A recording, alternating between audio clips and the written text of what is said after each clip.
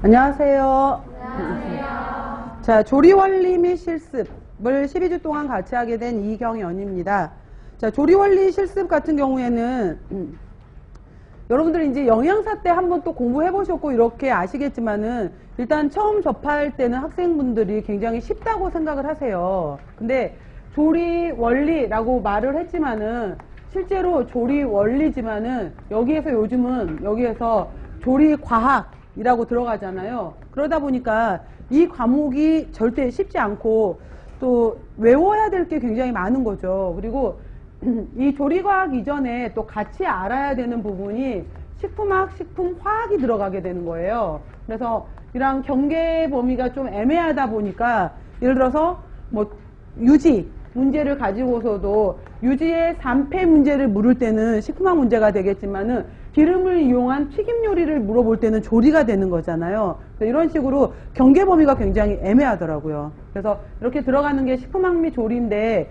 2016년도, 그러니까 작년 이제 그 전에 물었을 때는 또 이쪽 파트에서 문제가 꽤 많이 나왔던 거죠. 근데 작년 같은 경우에 잠깐 문제 정리, 경향 정리를 조금만 하고 가게 되면은 작년 2017년도 이제 2교시 전공 A 같은 경우에는 그때 물어봤던 것 중에 하나가 8점짜리 8번 문제로 해서 2점짜리 문제가 나왔던 것이 참기름, 들기름 문제가 나왔었어요. 그래서 야, 이건 진짜 거저중 문제였다라고 생각을 했거든요. 생각을 했던 거죠. 그래서 이제 물어봤던 것 중에 하나가 참기름 속에 들어있는 천연 항산화제 물어봤던 거 쓰는 거 하나, 그 다음에 들기름이 많이 가지고 있는 불포화 지방산의 이름 쓰는 문제였던 거죠. 그러면은 참기름 속에 들어있는, 그래서 이제 참기름은 천연 항산화제인 이것과 토코페롤을 갖고 있기 때문에 참기름은 굳이 냉장 보관을 하지 않아도 된다. 실온에 놔둬도 되지만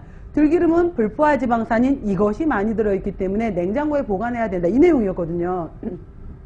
그럼 참기름 속에 들어있었던 천연 항산화제는 뭐예요, 여러분들? 쇠사물이잖아요. 쇠사물이 들어있다라고 들어가게 되는 거였었고, 들기름에 들어있는 불포화 지방산의 이름은 뭐예요? 리놀? 뭐예요? 레산이에요, 렌산이에요? 레산인 거죠. 근데 이걸 써야 되는데 의외로 이거를 써갖고 틀린 학생들이 많았었어요.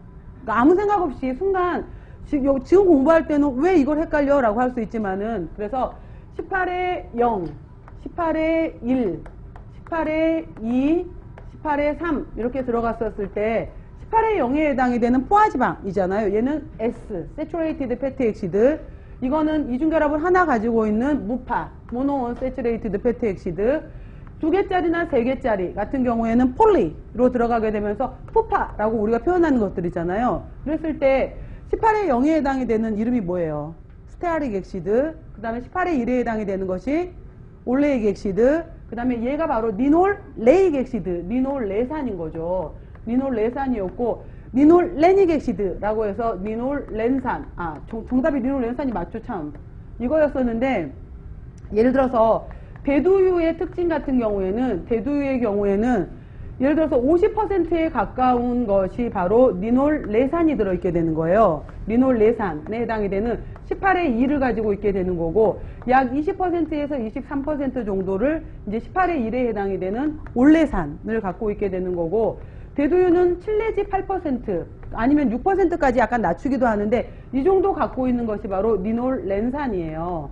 그러니까 18의 3이죠. 그래서 비교적 대두유 같은 경우에 다른 식용유에 비해서 산패가 잘 일어나는 이유, 변양 냄새, 콩비린내가 그러니까 산패 냄새가 아니라 콩비린내가 다시 발생되는 것이 이 7 정도에 해당이 되는 리놀 렌산을 갖고 있기 때문이거든요. 그래서 바로 이제 이런 특징을 갖고 있는 것이 18의 3에 해당이 되고, 워낙 리놀 레산에 해당이 되는 18의 2가 많기 때문에 대두유는 오메가6 지방산을 많이 함유하고 있다라고 표현을 하게 되는 거죠.